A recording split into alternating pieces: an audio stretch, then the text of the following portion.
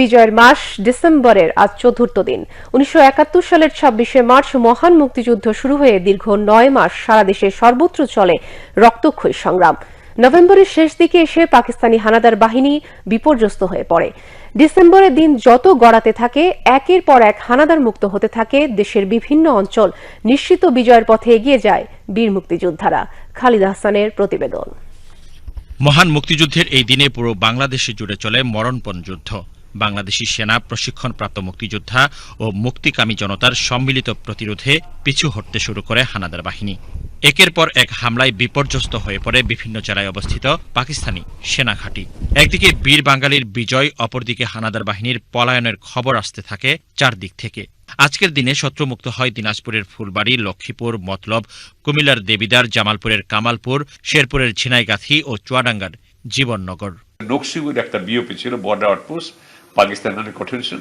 ময়মনসিংহে আমরা সেটার উপরে অপারেশন করতে যাবো। যখন কোনো শক্ত কোনো ঘাঁটির উপরে যখন অপারেশন করা হয়, নিয়মটা হচ্ছে তখন পিছন থেকে গোলান দেবেন, আগে বমিং করে দেয়। সেই আর্টিলারি সাপোর্টটা আমাদের সময় মতো আসেনি, সেই জন্য ওই অপারেশনটা আমাদের সফল হয়নি। আমরা পিছু উঠতে বাধ্য। সেই অপারেশনে আমাদের টোটাল ক্যাজুয়ালিটি প্রায় ৭০ জন। আমাদের নিয়ম হচ্ছে কোনো লাশ বা কোনো আহত ব্যক্তিকে ফেলে রাখা যাবে না, প্রাণের বিনিময়ে হলে রেখে পারবো না। কমান্ডিং অফিসার ছিলেন ব্রিগেডিয়ার আমিনুল হক, বীর উত্তম, অসম সাহসী একটা লোক। উনি আমাকে বলতেছেন, দেখো তো আর কেউ বাঁচি। আমাদের সামনে ধান ক্ষেত ছিল এবং ৭০ পোস্টে আমরা যেখানে আসছিলাম, পিছনে আসছিলাম, সেখান থেকে প্রায় ধরেন ৭00-৮00 গজ দূরে ছিল। তো আমি খুঁজে দেখি অনেক দূর পরে ৭০ পোস্টের কাছাকাছি একটা হাত এরকম উঠছে, বারবার উঠছে নামছে। তখন আমি বললাম, স্যার ঠিক আছে, অনেক দূর, আমি যাবো স্যার, ওনাকে বডি নিয়ে আসার জন্য। এই কমান্ডিং অফিসার বললে যে তোমরা কেউ যাবে না, আমি যাবো। আপনি তো কমান্ডিং অফিসার, ১০০০ সন্ধিকে আপনি যে কমান্ডিং অফিসার, আপনি কিছু হলে কি হবে? বলে কিচ্ছু হবে না, ইনশাল্লাহ হলে হবে, তোমরা তো আসো, আমি একা যাবো, তোমরা পান ফার দেবে। উনি ধানকে ভিতর থেকে ক্রলিং করে গেলেন, হাতে করে নিয়ে ব্যাকট্রোল করে নিয়ে আসে, চেক করে নিয়ে আসলেন। এইটা হচ্ছে যুদ্ধ, এইটা হচ্ছে ফেলো ফিলিং।